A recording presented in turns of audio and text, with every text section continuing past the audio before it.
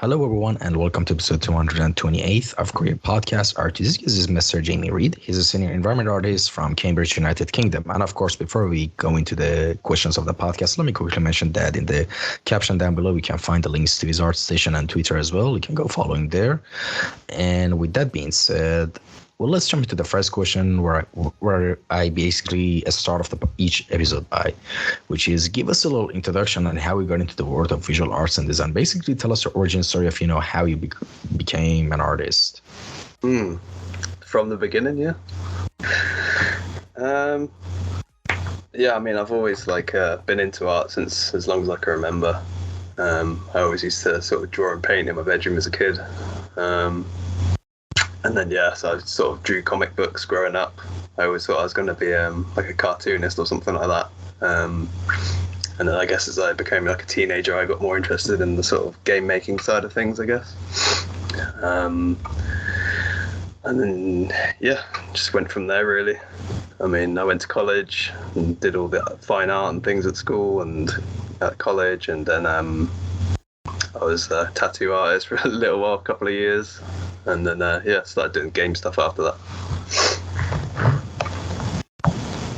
All right. And well, during those times, when you were in high school, or let's say, were you originally planning to study art and design when you were going to college, or you were pursuing another career path at first? Because, the whole cliche is, first the person who's going to become an artist first pursues another path because it was more safer, but then branches off into art. Like, how was it for you, actually? Yeah, I always knew it was going to be like art related to some degree. I wasn't exactly sure what it would be. I had a few interested, like I said, going through school and stuff. And then I was sort of like teaching myself Photoshop and stuff, so I wasn't sure if I was going to sort of like design like magazine front covers, things like that.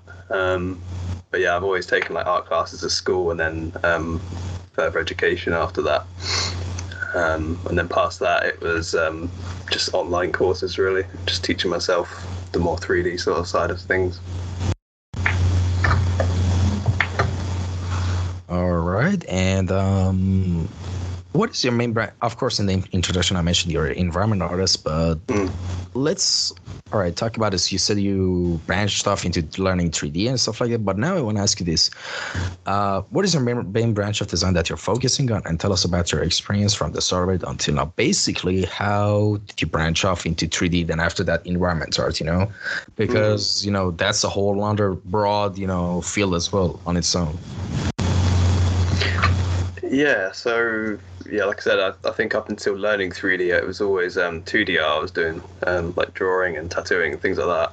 And then most of the games I was playing at that point were 3D games. So I thought, well, 3D art could be cool. And like I said, took a online course, which wasn't great. And then just went from there, teaching myself really, until I got my first job, which was more of a like sort of generalist 3D artist role. From there, you can kind of figure out what you like doing and stuff, and that's where I found environment art through that, really. So. All right, now speaking of environment art, how does your design process usually go anytime you want to start working on a piece or a project? But like, I don't mean like necessarily long-term projects, just in general, like a chunk of an environment that you're working on, or maybe you work on multiple chunks at a time. Like, what's the structure of your pipeline look like, basically? So when I'm thinking of like a new piece to make, I typically like to think of my own ideas. I'll occasionally do something from like an existing piece of concept art someone else has made, but I do like sort of coming up with my own sort of style and just ideas, really, creations if you want. So it's usually going through my massive list of ideas I've got and trying to like pick one that's not too big, or it kind of tick some boxes that I want to learn. Maybe it's a specific software I want to do, or whatever it is, and then I'll go from there, make these huge Pinterest boards and just whittle it down. It takes quite a while actually, but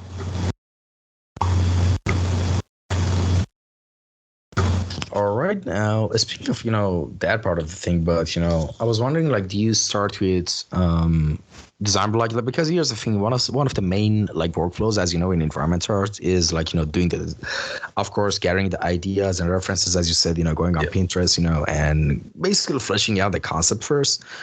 Then after that is design blockout, I guess, to get the whole, gray box things going on, to get a sense of the scale and composition. Then there's art blockout, then the lighting setups and all of that. Is that the same way, in a sense, of how you get things done in the studios, or just are there variations, deviations to that? Yeah, I mean, typically now that I'm pretty much solely environment art focused, it will go through them stages. Like I said, once I figured out what I actually want to make, I'll start sort of experimenting in white box phase, like you said, just sort of throwing in rough stuff and playtesting and just sort of figuring out the scale of things and what looks good composition wise from a specific camera point or whatever you want. So all right, and let's see. All right, this is an actually interesting question. What was the first art job paycheck you ever got, and what was it for, and how did you feel at the time when you got it? Like, basically the first money you made out of art, The first money I made out of art. So I think by the time I finished college, I was working in McDonald's at the time, and that's when I sort of was sort of looking for tattoo apprenticeships. So I guess I earned some money during my couple of years doing that. That was my first sort of art-related job, and I was about 18 or 19 at the time. So it's fairly young. All right, let me ask you some interesting questions. Like, have you ever used any parts of your dreams as inspirations for your works? I don't think so. Maybe not consciously, at least. I find I don't sleep enough now to actually kind of remember my dreams. It's like a luxury I don't have anymore, I don't think. But yeah, I find I kind of create stuff with sort of kind of like doors leading to sort of different areas, or like sort of a lot of sort of emissive stuff glowing out from things. So that must like kind of link in my brain somewhere. Like I said, I don't really kind of make stuff from my dreams necessarily, but. All right, and who are some of your favorite artists and designers that have inspired you the most? Oh man, there's a lot of different ones. I'm very like inspired by like game stuff mostly, so there's lots of like games from the past and stuff. And I think you've had like Tiago on in the past. He was on the Overwatch team. He's always like someone I've looked up to. And yeah, there's a lot of people that used to be on like Polycount back in the day. It's not so much used anymore, but oh man, I couldn't even like name stuff really. There's so much. You can just browse and just find like so much things now. It's just. Well, speaking of Thiago, that's actually really interesting because I had him on the podcast a couple of weeks ago as well. Yeah. And I'm also doing his course as well. Yeah. Like a lot of things I'm learning from 3D environment art is mostly based on his materials. Mm-hmm. And yeah, his stuff is really good. And yeah, speaking of like, also other inspirations, like, do you also get inspirations from like different franchises, or maybe like basically what are some of your favorite games and movie franchises basically like in entertainment that you really like? Yeah, I think when you're trying to like come up with game art ideas or environment ideas, it's very easy to just sort of grab a reference from games itself, which is not always a bad thing, but I try to sort of branch out and sort of reach out to other areas so that I'm not sort of referencing stuff that's already referenced something else, Favorite games, it's like a lot of the Nintendo 64 stuff, like the old Ocarina of Time. The Last of Us is one that I can remember, stands out a lot. Even like sort of smaller indie games, well, they're huge now, but Stardew Valley and Undertale and things like that I really like too. So yeah, I just try and take reference from all sorts of places and then try and whittle it down painstakingly, so I'm not trying to muddle the style too much. Yeah, now actually, I need to mention something, while we're in the podcast, and I need to mention that, if that's okay, of course, with you, is that for anyone who's listening to the podcast and are looking for someone to commission or hire or for as like a 3D environment artist, he's going to be available from May 22nd. So you can check out his Twitter, his stuff, his art station. So if you're interested or anyone who might fit the role there in the studio. So yeah, send their portfolio around. Let's get something going. And yeah, I just need to give you that shout out since it's your episode, man. Like, it would be weird not to. No, that's cool. Yeah, I think you've caught me in a interesting time because I just had my last day at Rare like 2 days ago. That was a contract role on Sea of Thieves, which is a good experience. That was always something I kind of wanted to work on and a company I wanted to work at some point. So I'm glad I did that. But yeah, I've actually found something now that I'll be moving on to next. But I don't start there for like another few weeks. So. All right. And any advice and tips for a good portfolio and resume for artists who want to break into the industry? Mm-hmm.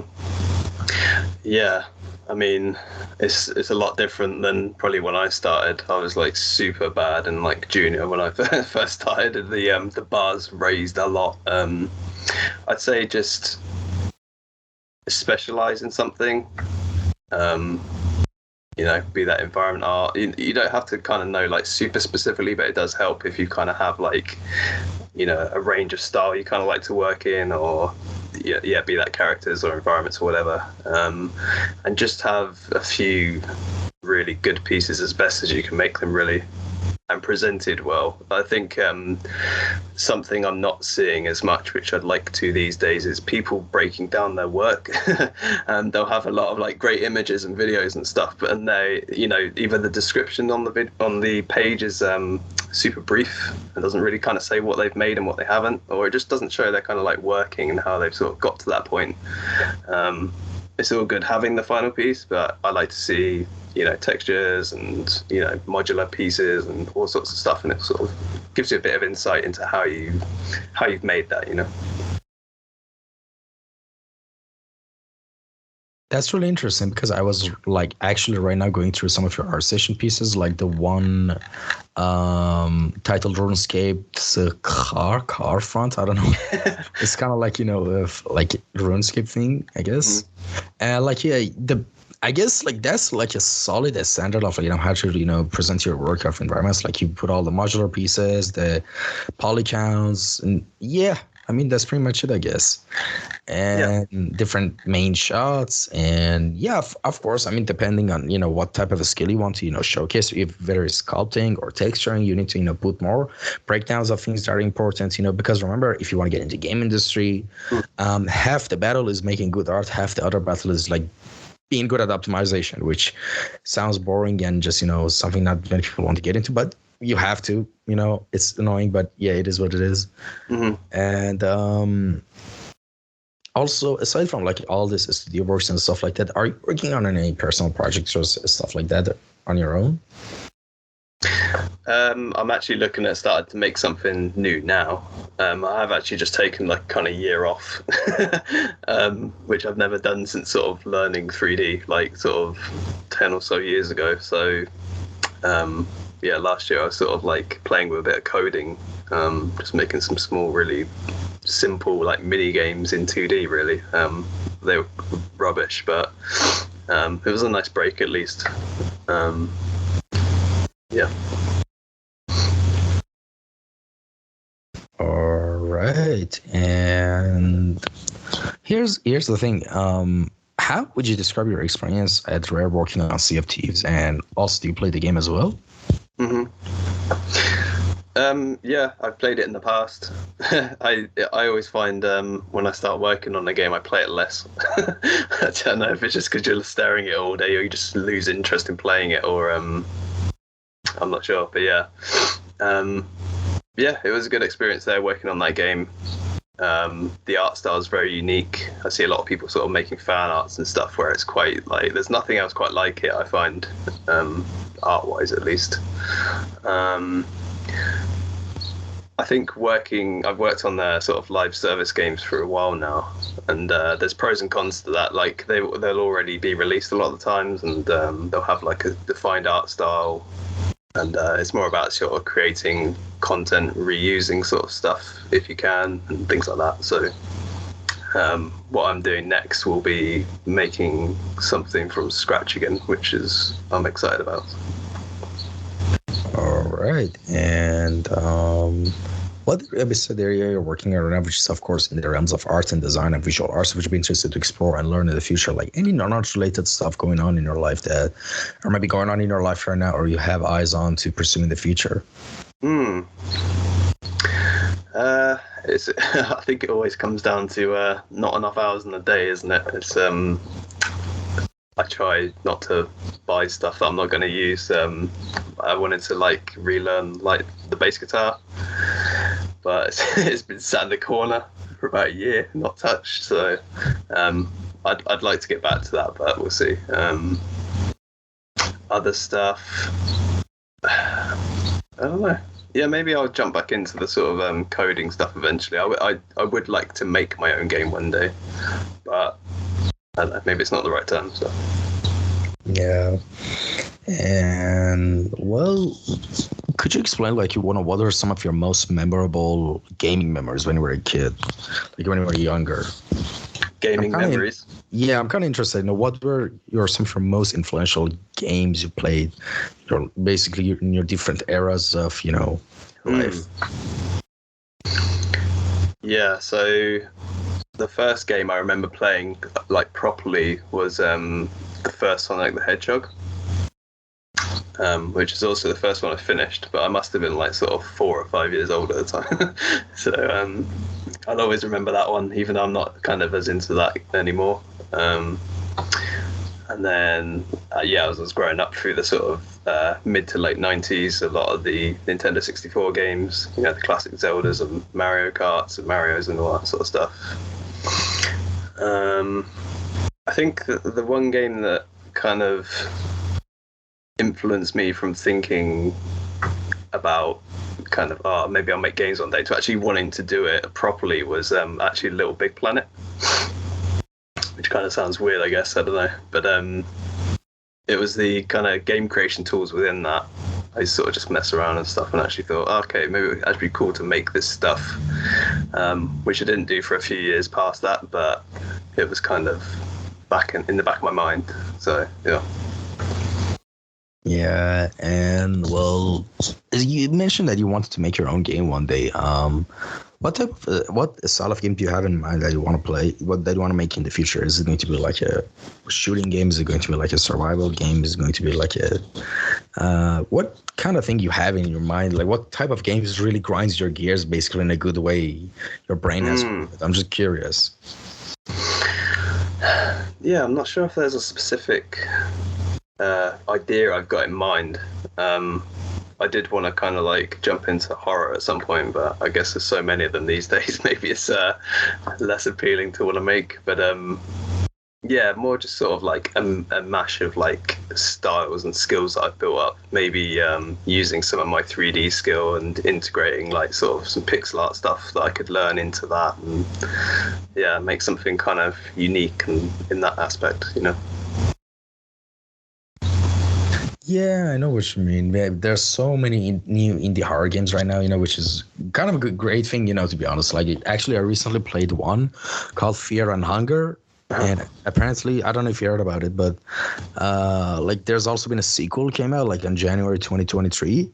But oh my God, it was really amazing game. Like, it's like Dark Souls, but yeah, lots more messed up, but also really good game. Yeah. And and well, here's the thing.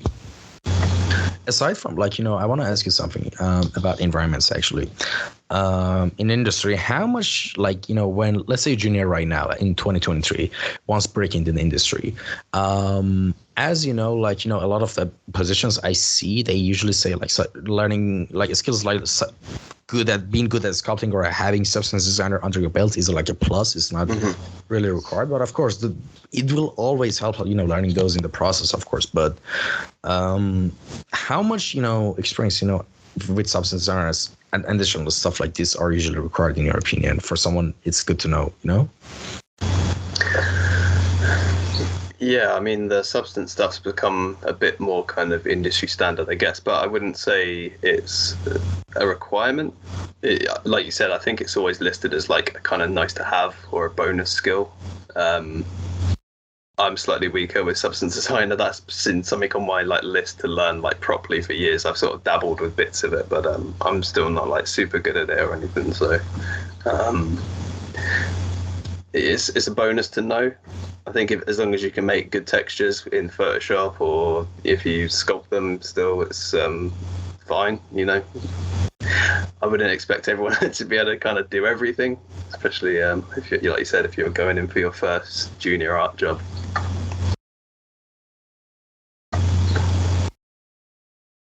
All right, and well, with that out of the way, we've reached the final question and section of the podcast, which is called Time Capsule. And well, basically, all right, let me explain how it is. All right, this is like a scenario I explained to everyone to make the thing whole bit more understandable in a sense. I'm gonna explain a scenario to you.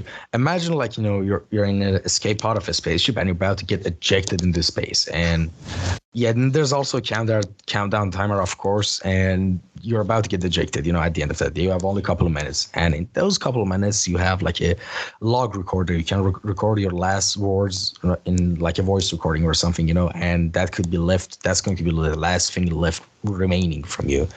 And in that situation, what would you say, from one human to another human being, and that other human being is anyone who's going to listen to that at any point of time in the future? What do you have to say actually in that situation? Yeah. By the way, don't worry if your answer is going to be cliche. Don't worry if you're gonna need time for it. Just take your time.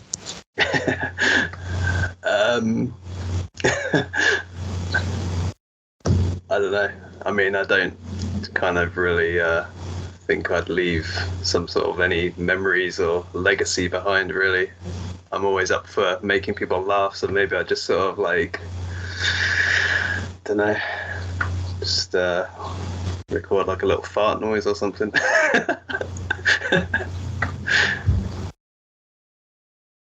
That could be an option, but the thing is, actually, it'd be awesome if I could get something, because this is usually the answer to this question. I write it as a post for Instagram, okay. So I can just subtitles fart noises. Yeah, I can spell it for you if you want. Oh, thanks, man. Okay. Just in general, or art related, or? No, just in general, about in life. I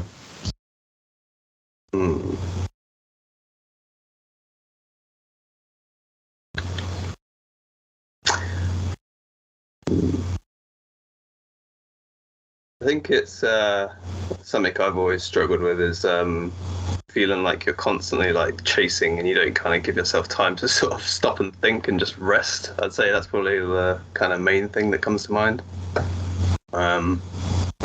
Yeah, maybe just stopping every now and again to sort of see what you've achieved and just chill and let your mind rest, because it's easy to just be on the go constantly and keep thinking, I've got to do this or learn this, so